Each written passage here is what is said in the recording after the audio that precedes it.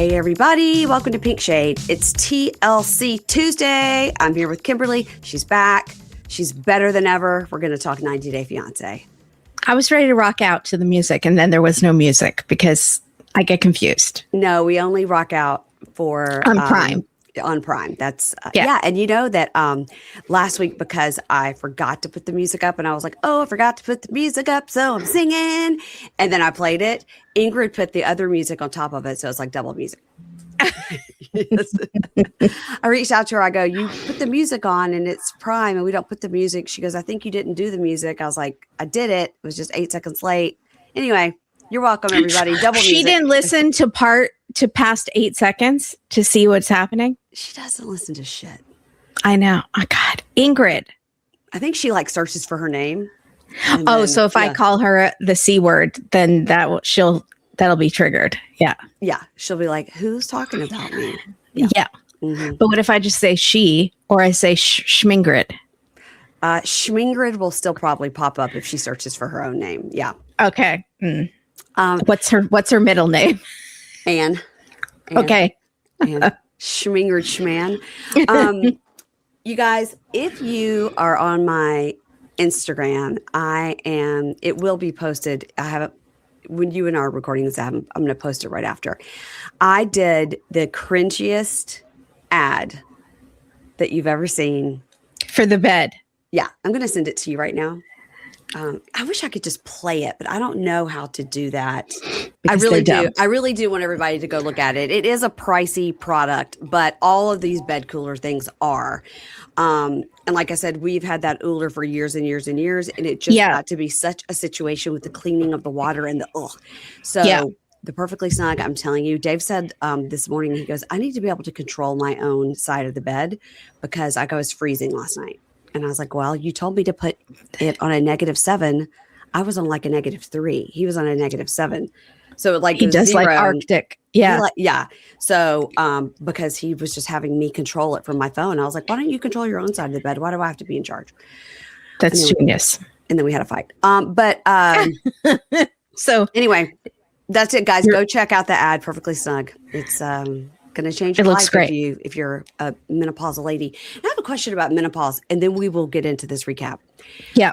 I went and got a massage recently, and the lady there the massage lady told me she's almost 60. And she was like, perimenopause, menopause, the whole thing lasts 20 years. I was like, excuse me?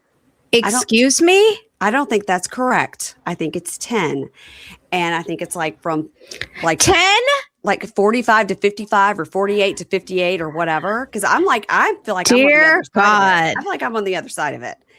And she was like, no, I think it's like 20. I was like, girl, we need to do some research because I don't think that's right.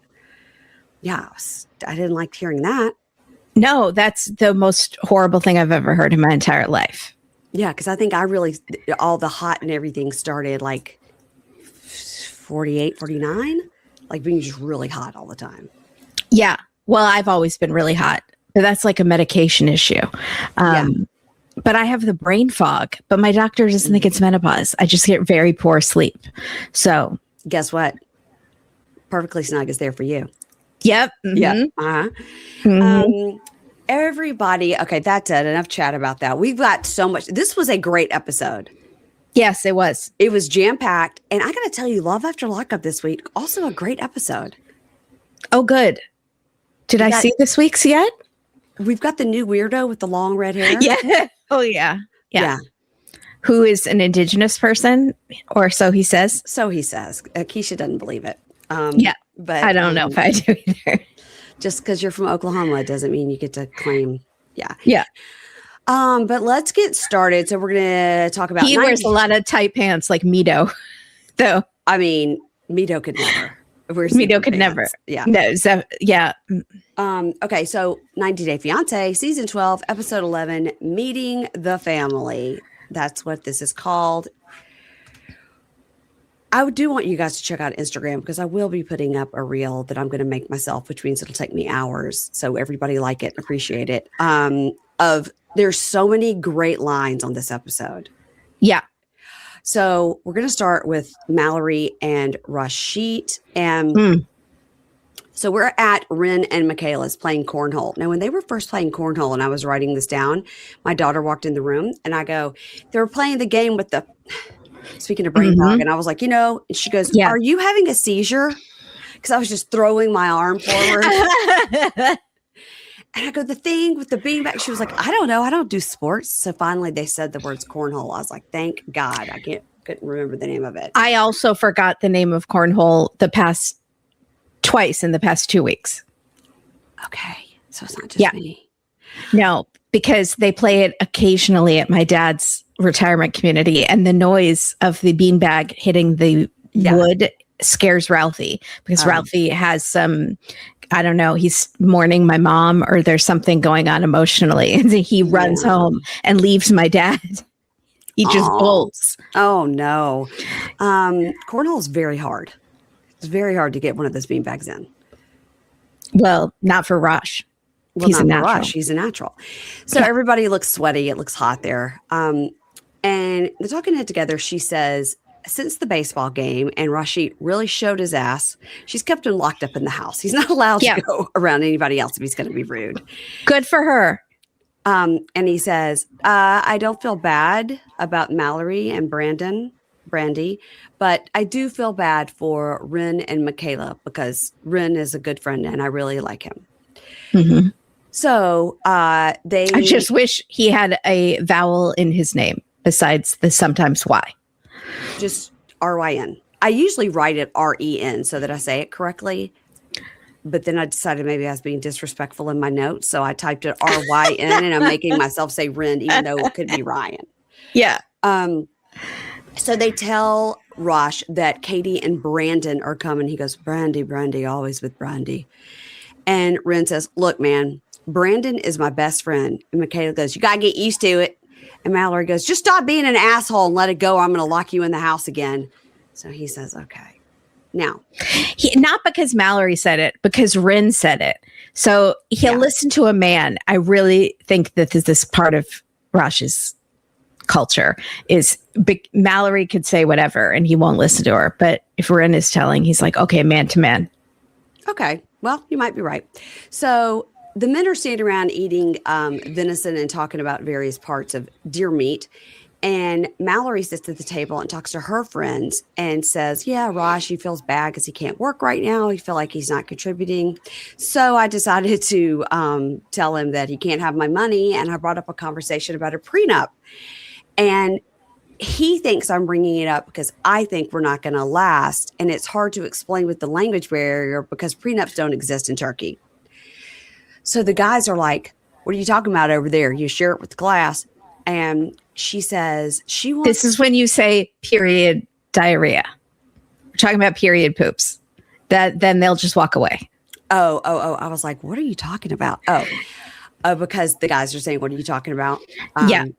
And she explains, I am telling them how I want a prenup to protect my brokerage account and my house. And he's taking it the wrong way. But like my thought is, what if something happens and God forbid in 10 to 15 years? And Brandon says, do you ever take into consideration he packed up his whole life to come here? And everybody's like, you're taking Rosh's side? All of a sudden, you believe in love? Like you're a hopeless romantic? He goes into a whole thing about being a hopeless romantic. But Brandon says, he moved halfway across the world and went all in on you. And Rosh goes, yeah, I do not sign this paper and I don't care about the stuff. And Michaela says, well, I'll tell you, I'm the one that suggested it. And he goes, oh, it's because I'm Turkey. And she says, no, I'd say the same thing as she married a guy from Alabama. Now that I believe, because I think Mallory does have these two assets. Yeah. And I do think if she married a guy from Alabama that Michaela would say the same thing. Yeah. And Brandon says, look, this guy left his country. Unless it was a rich guy who had like a lot of money on his own and had a good job. But if it was a guy who didn't have a job, yes. A guy that's equal-ish. So Brandon says, he gave up everything and all he wants is love. And Michaela goes, okay, that's great and everything, but she's worked her ass off to get that house and she almost died last year. And I don't want somebody to come in and take that from her. And Brandon's like, you can't weigh financial assets over what he gave her. You can't even put those on the same scale. I was like, well, kind of you can. So you kind of can. Also, Brandon is saying a lot of like sound bites about society and culture, like with people not valuing marriage like they used to, and it, like the good old days. And I was getting a little uncomfortable. I was like, well, you have your sunglasses on your head on top of your baseball hat upside down. Upside down. I did notice they were upside down. Y'all, I don't know about you, but it's been so hot here. And 95 degrees outside feels like 120 degrees inside your pants. Am I right?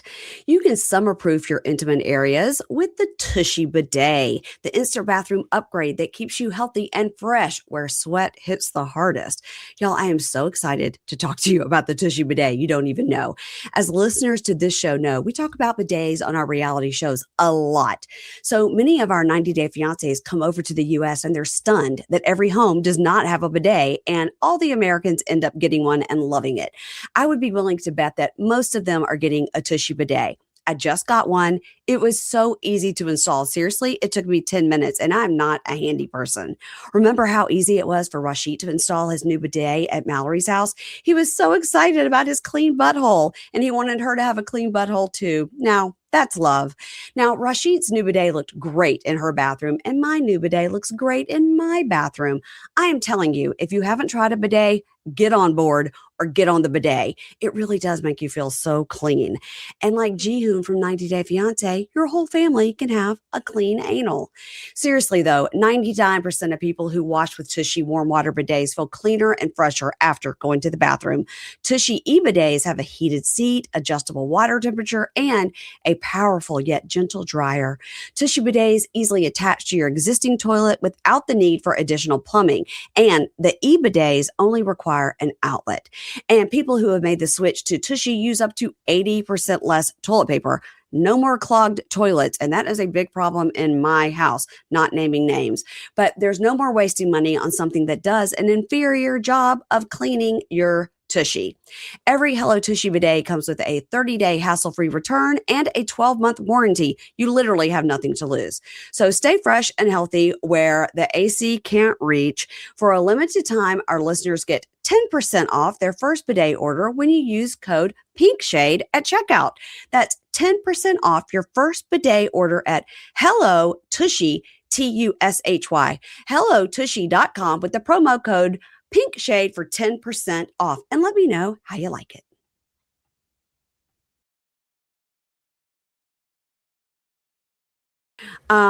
So then Rashid takes Brandon outside and says he's sorry for the way he's acted. And I think that's the only way he was allowed to go to this cornhole party. Mm-hmm. If he was you're gonna apologize, or you don't get to go to any more parties. Yeah. Treat him like a child if he's going to behave like a child at a baseball game. I think that's right. So yeah. He apologizes. Say you're sorry. Say you're sorry. Say you're sorry. Friends, or you don't get to go drink beer anymore. Mm-hmm.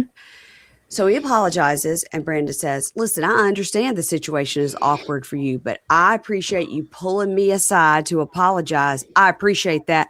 As a man, I respect you as a man. Like women don't apologize? As a man, don't sit on my tailgate as a man. I noticed he arrived in an SUV that did not have a tailgate, and I was like, phew, at least that's a crisis we won't be having at this cornhole party. And the talking head Rashid says, Brandon, he is from America and I am from Turkey. But he doesn't think Rosh, Muslim, Rosh, come for green card. He don't think this. He care, good person. So I don't know if he means he cares I'm a good person or yes. Yeah. I don't have a lot of support here, but Brandy support me, and I can see now he's a good guy. It's all it took. It's all it took. That's all it took to take my side in a fight against the bitches. Yeah. And so let's see. We're going to move on to Marissa and Edward. Do we have to? This lady. Did you see she posted a whole thing like, before tonight's episode comes out? Oh, no, she knows. She's like, before tonight's episode comes out, I'd like to apologize in advance to Edward. She did? Yeah. Yeah. She said she wasn't herself. She's really sorry. Let's see if I can find it. Because then I was like, well, I can't wait to see the episode. She must have said something terrible. The best part for her on this is that while she was being such a bitch to Edward, she wasn't wearing that giant cross around her neck, because that would have been perfect. Okay, just let's perfection. Hear it. Let's hear it.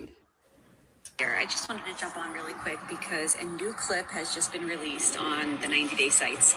And it is a scene from this upcoming episode where I'm sitting with my girlfriends and I'm expressing my concerns on whether or not Edward and I are compatible on an intellectual level. And I want to be really clear about something. God. I do not feel that Edward is stupid or is an imbecile. I think the challenge that I was facing was that we have a very big language barrier and we were unable to get into deep conversations because I don't speak Spanish very well, and he's still in the process of learning English to a level of high fluency. So I want to publicly apologize to him for, saying things that made him look like I didn't think that he was smart. It's not the case. It's just that it was difficult communicating because of the language.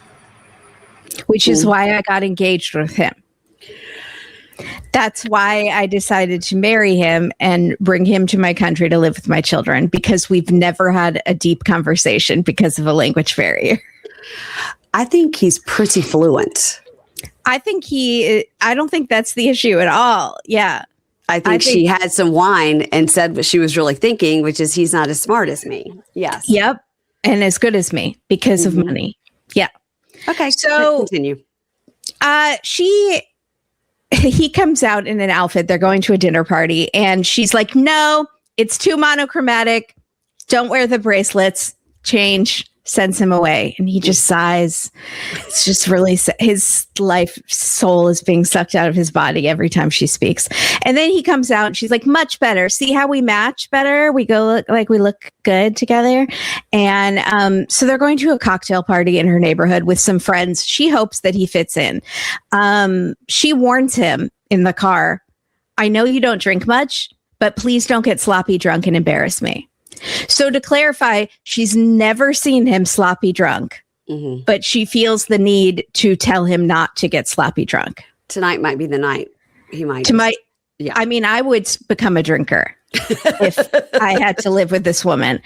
And then they go to the house and she's like, so this is not like a welcome to the world party. It's not, it's just like a normal party that I would go to with my friends. And he's like, okay, it's not for me.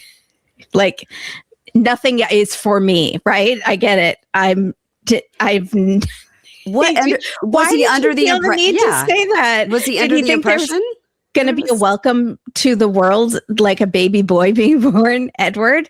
He didn't think this party was for him. I mean, we don't know if earlier she said like, yeah, it's a party for you to meet my friends. But then she wants to walk up and be like, don't worry. It's not.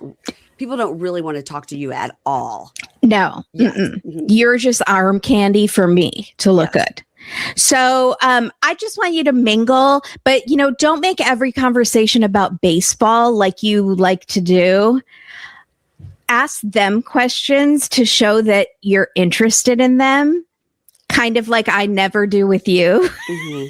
Right. So the way I converse with you, do the opposite. Show that you care about the other person.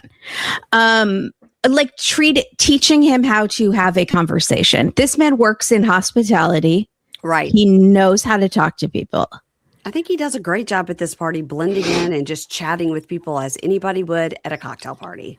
Exactly. So everyone welcomes Edward nicely. They ask him how it's going in America. He says it's good. They ask him who cooks, and he says she does.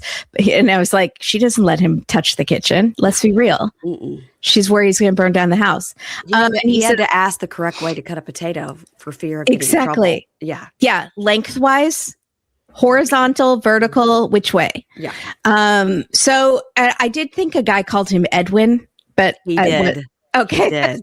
They put it on the screen so you could see that the guy called him Edwin. Yes.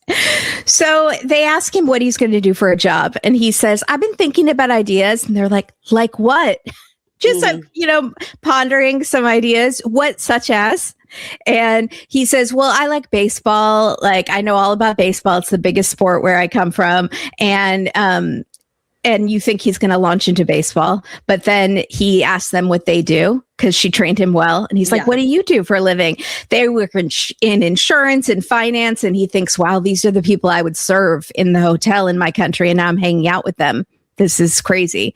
And I'm looking to see if Bluebell, Pennsylvania has any kind of baseball team, like a minor league team. Right. The answer is no. No. Little league. They've got little league, and they've got, community leagues, but they don't. I was thinking maybe they have like a farm team, like the trash can does in Huntsville, but no. Mm-hmm. Okay. So they say, she comes over. She's talking to her friends, and she goes, I'm going to just sneak over and just make sure he's not only talking about baseball, because he only talks about baseball. And she goes over, and they are talking about baseball, but the people seem to be enjoying the conversation.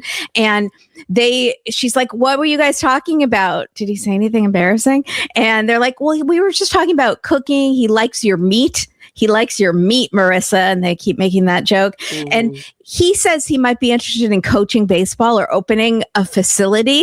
And you see her face get like really tense. She's like, that's not happening. Did you see what he did to my fence?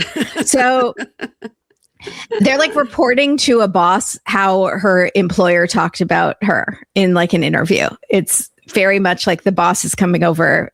How did he do in his interview? Yeah. Are you guys embarrassed that I'm with him? Are you guys horrified that he's speaking? Yes.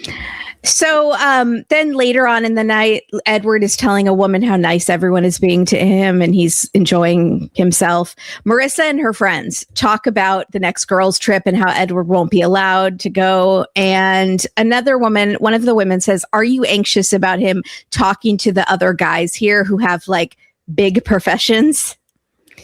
And Marissa says, yeah, I worry what he's talking about. I don't want to say he's naive or not cultured. Bitch.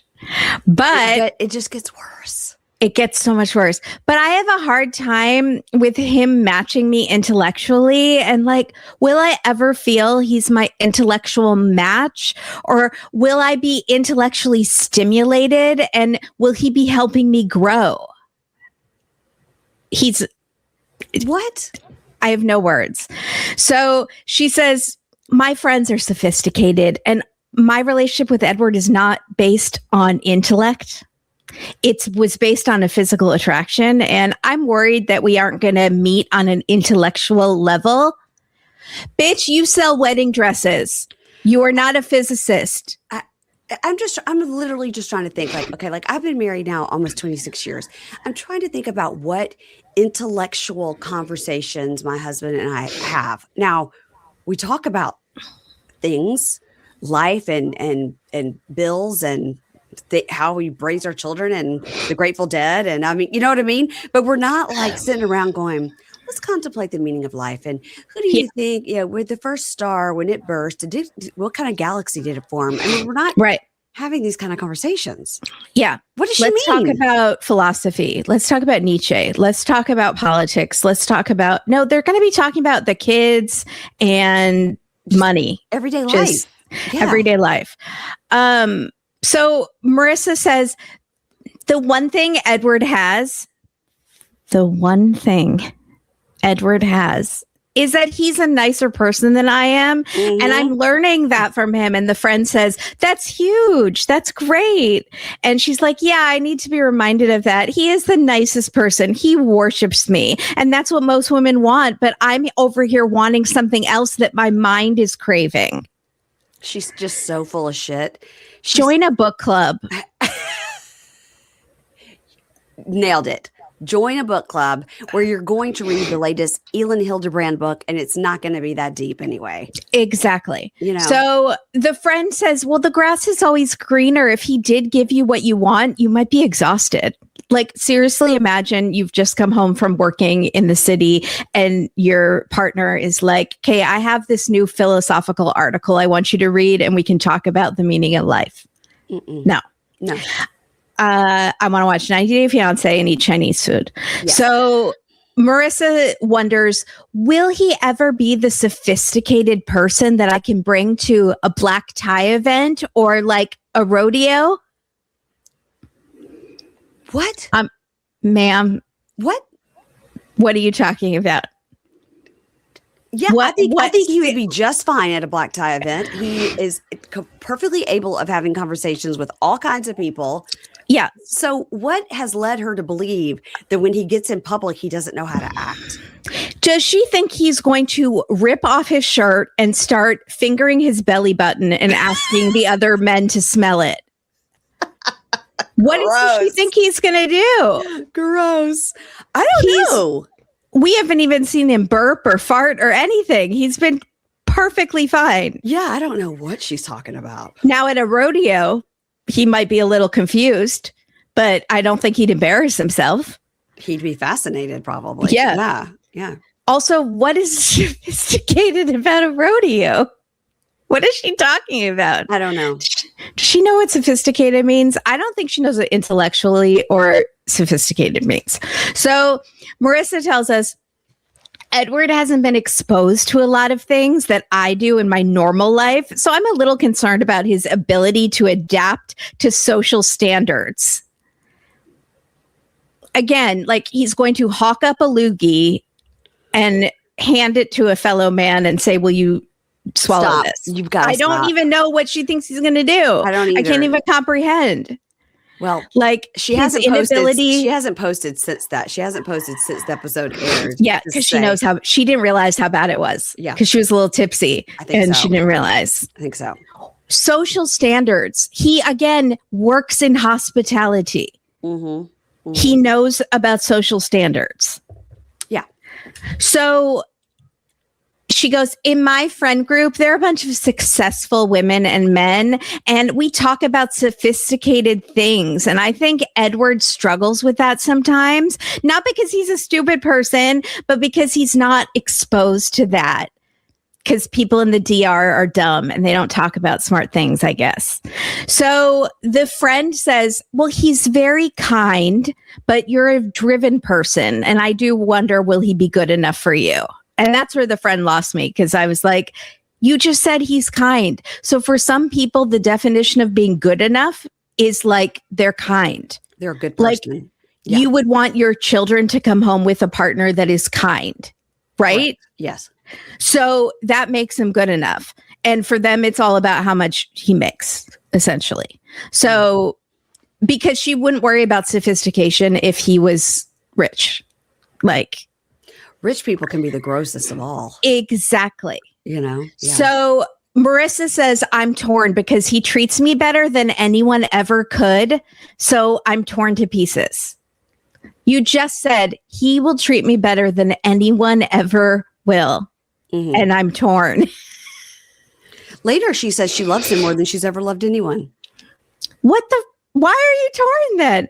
So her friend says she's so successful and business minded, and sure, he's nice, but will he live up to her expectations? Like, that nice doesn't matter. That friend lost me too. I was like, damn that girl. God, I was really rooting for that friend, and then it was like, sure, he's nice. Like, that doesn't mean anything. And Marissa says, I'm just being so harsh with him every day. And her friend says, you're not this mean. This is not you. You're being very degrading to yourself right now, Marissa. It's hard to listen to. You are so real. You're so real. We love that about you. It's like, what about Marissa is so real? Okay. That was weird. That was weird. They were all like kissing up to her. And she's like, I'm losing who I am. I'm so frustrated and impatient and angry every day. Why am I being so mean to a person who is so kind to me? It makes me feel evil. And I don't want to feel this way. And she says, will your partner bring out your best? That's what you think about. And right now I'm not my best. And he used to bring out my best when we were on vacation together. Right. But now I'm the opposite. And am I always going to be this way around him? I don't want to be mean for the rest of my life. I don't want to be in a relationship that makes me be not who I am. So way to shift the blame to it's his fault. Yep. That she is being a bitch. I know we say no woman ever drove herself crazy per Ronnie on Watch What Crappens, but she is the reason she's being a bitch. She's driving herself crazy. She is got herself spun up into this cycle of, and I think when her friend says, you're so worried about what other people think. I think that's the issue. I think the issue is she is worried about what other people think. So she's worried at this party, her neighborhood friends will think, like, what has she done? She's with this guy that's lesser than. That's the issue. She worries about what all of them think. And it's making her spiral. Yeah. And then she lashes out at him. Yeah. He's not doing anything to warrant this behavior. He's acting normal at a cocktail party. Yeah. Yeah. So she says, everyone questioned this relationship and I don't want to have to say they were right.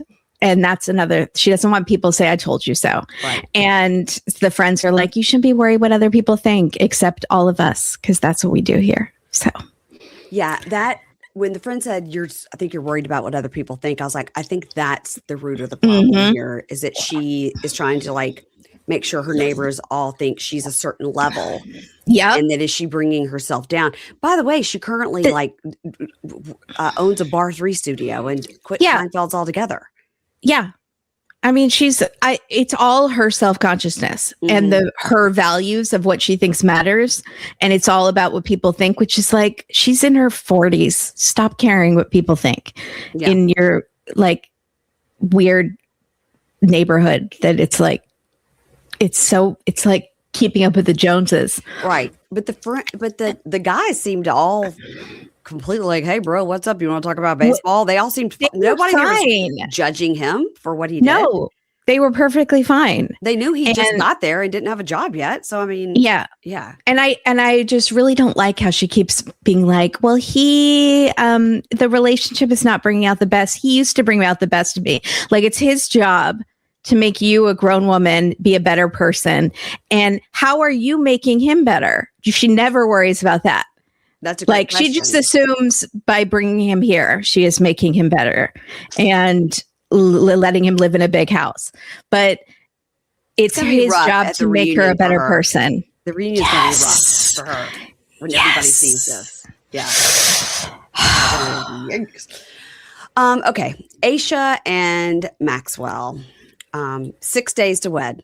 The wedding is in 6 days. So Ashia goes in to talk to her future mother-in-law, Maria.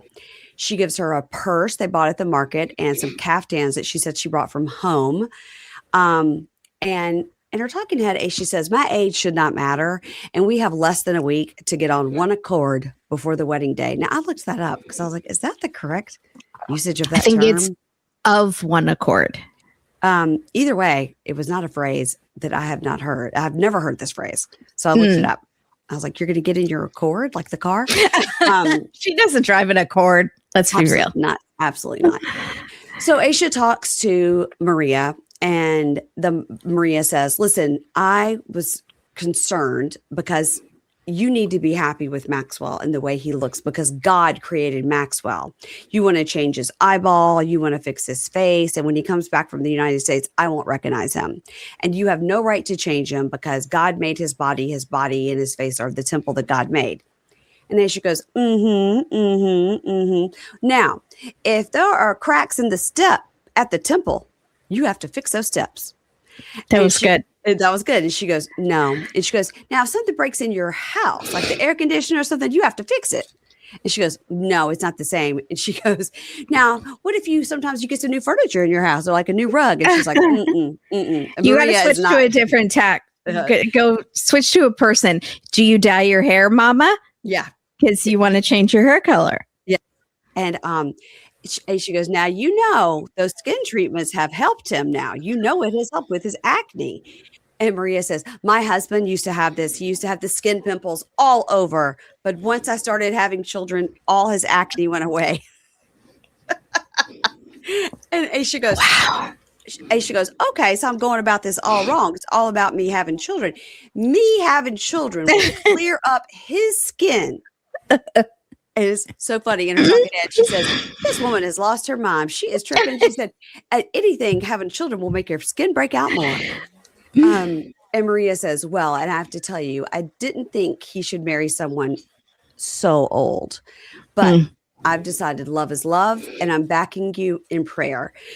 And I know you will be blessed with 4 children, 2 boys, 2 girls. And every time she says 2 boys, 2 girls, Ashia goes, and 1 girl. And 1 girl. And she talks over her and they go back and forth on it. It was pretty funny. Yeah, it was pretty funny. And Ashia says, his mother is cuckoo to think I am pushing out 4 children, So does she know my age? Does she know I am the age of Dame Judi Dench over here? And I cannot have that many children. Judi Dench still with us? I don't know. Okay. So I'm going to look it up. Okay. So Ashia and Maxwell talk about the wedding and they're like, wedding. Judi Dench is still with us. Okay. It's 91 years old. God bless. Bless. I was thinking about the other dame that died that was in Downton Abbey. Oh, yes. Maggie Smith.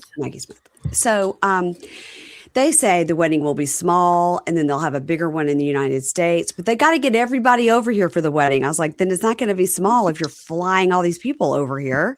No, just have them wait for the one in the United States. She's going to get her sisters and, of course, her godbrother, Rod.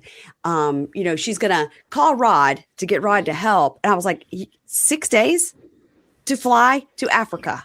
You're not giving them much heads up if we're to believe. Do these people not have jobs?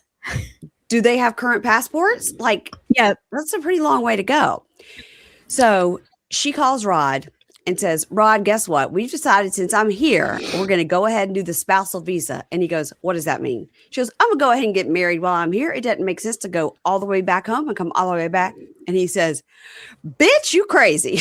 And I love that because he took off his glasses and he was like, He says, you lost it. This is some scamming going on. This is not what you signed up for. You practiced abstinence all these years. Now what? Are we to believe she's a virgin or she's just been abstinent for X amount of years? I don't know. I remember Maxwell trying to get it in second that she landed. Interesting. He said, you practiced abstinence for all these years for someone who is not even your caliber. And she says, that's disrespectful. And he says, are you pregnant or something? Fake out. Yeah. And she goes, now, I'm not pregnant. So she goes, now you're going to have to help my sisters get over here because they're not used to flying. And especially they've got now 5 days notice to get to Africa. And Rod is like, I cannot believe you were doing this. This man has nothing. He has nothing.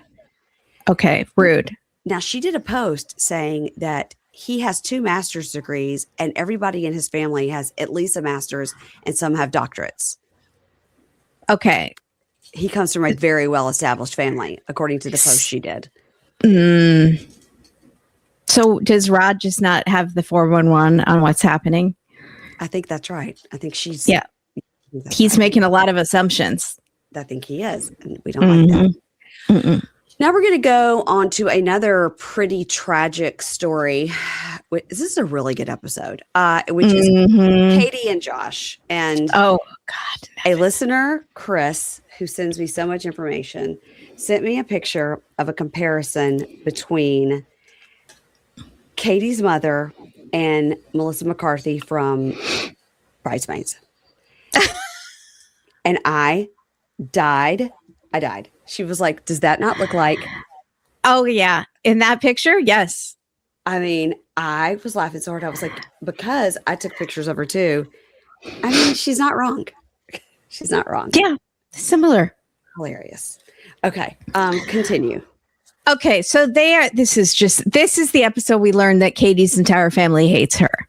And it's not just us. It's not just us, folks. We're in this together with her own family. This was hard. It was hard.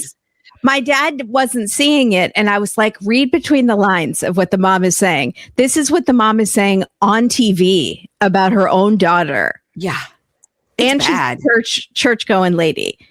It's bad. Although they can be the most judgy. But so Catie and Josh are going to Easter with her family in California. She's telling him about how they celebrated Easter and how they also had chickens and they had a bad chicken who would attack them. And then her dad would kill the chicken who was attacking them and the other chickens.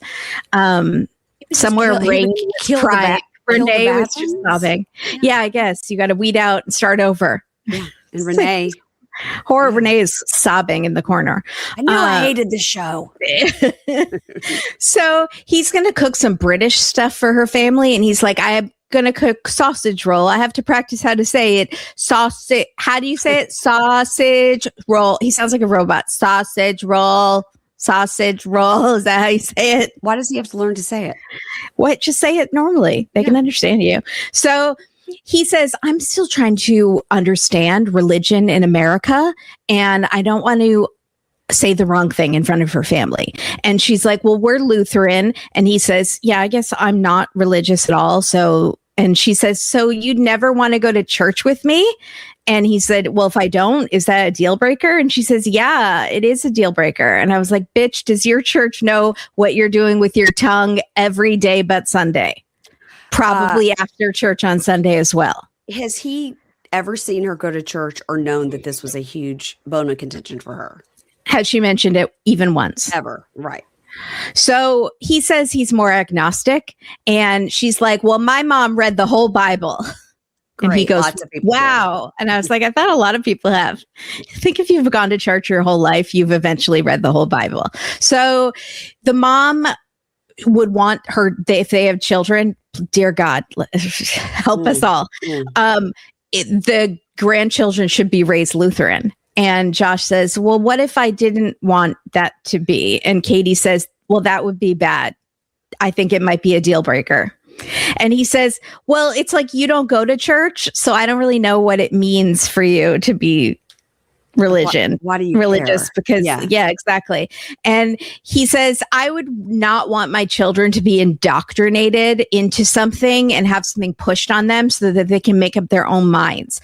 And she's like, well, I think it's important for them to be baptized in the Lutheran church and to have the Lutheran church pushed on them, which is the exact opposite of what he said.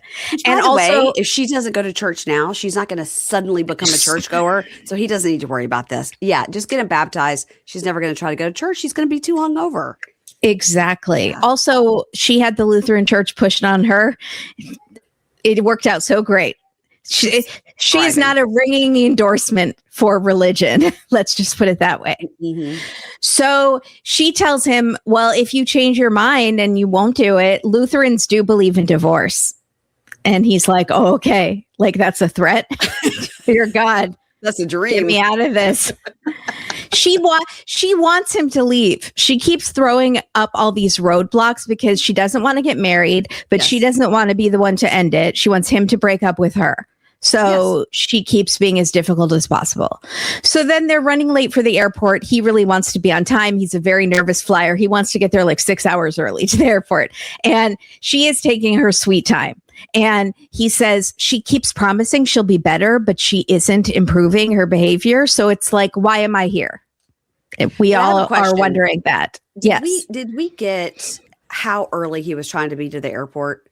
Honestly, she said it was an hour earlier than she would have liked to be there. She said, we're going to have to be there like 2 hours waiting or something. So it was just a couple hours. Okay. So it seemed like fairly reasonable. Okay. It wasn't like, 5 a.m. for a 5 p.m. flight. It didn't seem like that. It just seems like they tell you get there X amount of time and he's trying to really follow that rule. And she's like, sometimes I just wing it. And exactly. Yeah. Because that's how she lives her life. Yeah. So finally he just leaves. He's like, I'll meet you at the train station because I can't, I'm nervous. I'm going to get a donut and I'm leaving. And she tells us Josh is being so annoying about timing. Like, we're super early. Why is he rushing me? And I'm being bitchy today, but it's my OCD. And he's being bitchy too, though. So we're both being bitchy. So at the airport, she tells him, I was really annoyed with you for rushing me. And he said, you know what? Today has been all about you. You decided when you woke up, you were in a mood today. And then I just have to follow your emotions all day. Yeah. And it's not fair. And why can't you understand that there needs to be space for me in a relationship? There's two people.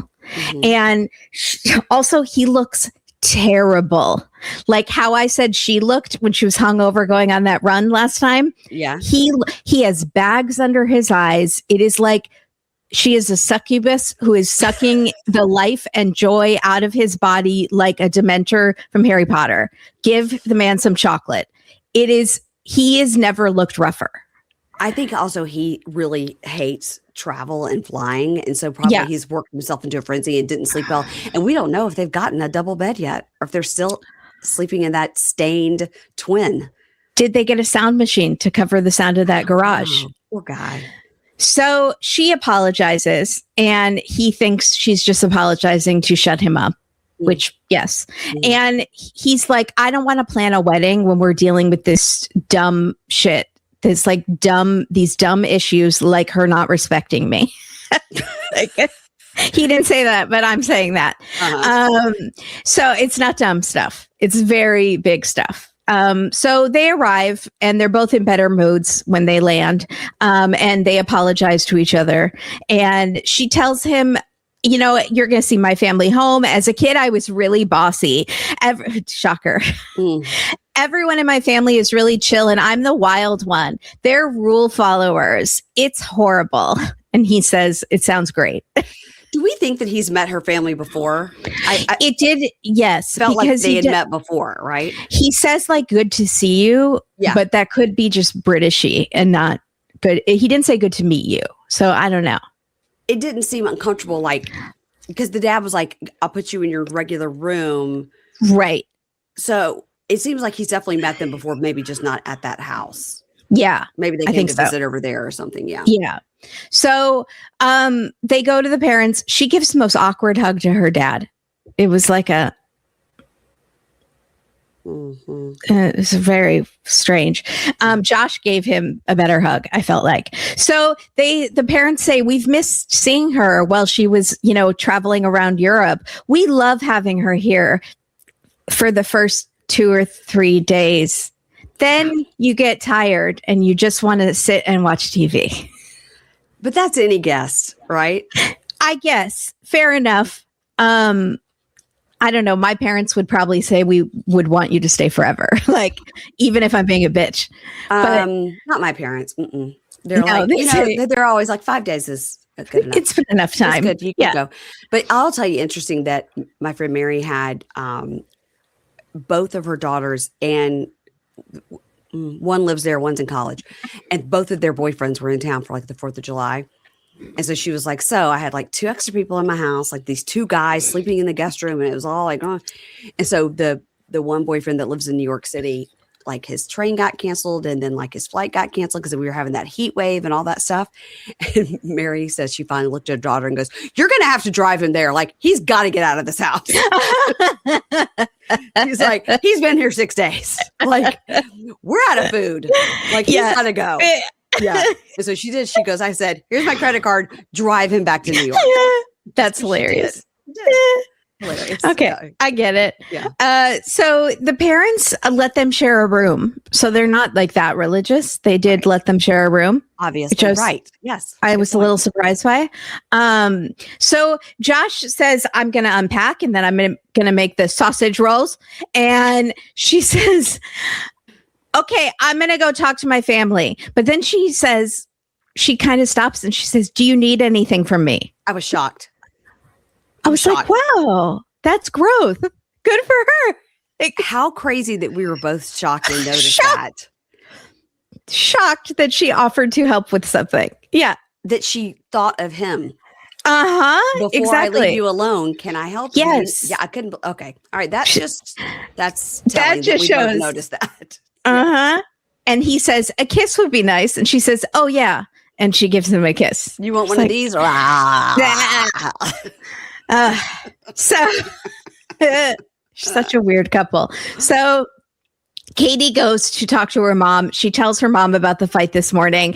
And unlike most mothers who would have their daughters back, the mom immediately places all the blame on Catie.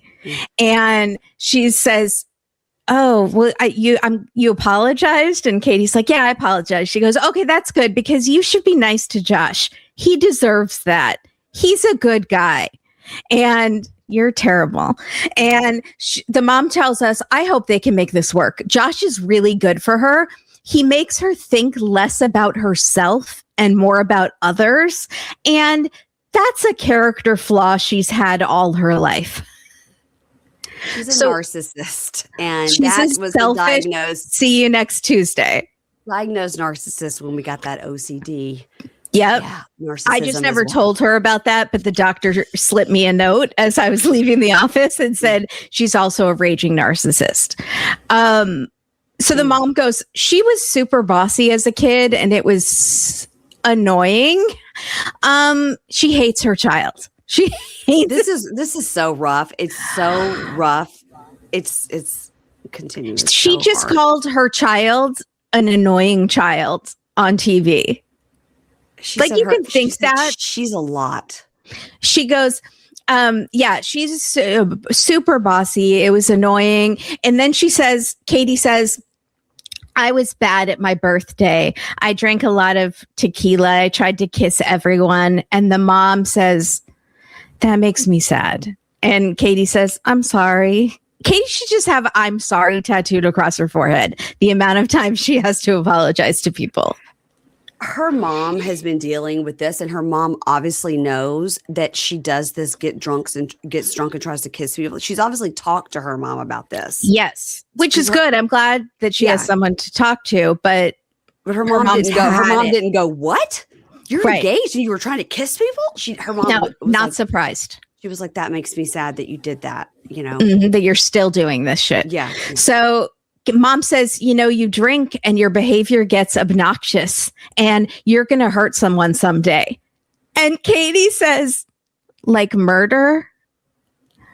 Kimberly, what's wrong with her? The fact that that's the first thing she thought of? That is the first thing you thought of, that you meant homicide. She didn't smile. She didn't. Is that her OCD? Like thinking that that's what her mom means? Or maybe. She went to the worst thing. How bad does your behavior have to be that you think when your mom says hurt someone, you think she means murder? It could be the OCD just going to the worst thing that you don't want to think of. Going to the worst possible thing. But wow, that was. And the mom goes, wow. No, spiritually, like emotionally.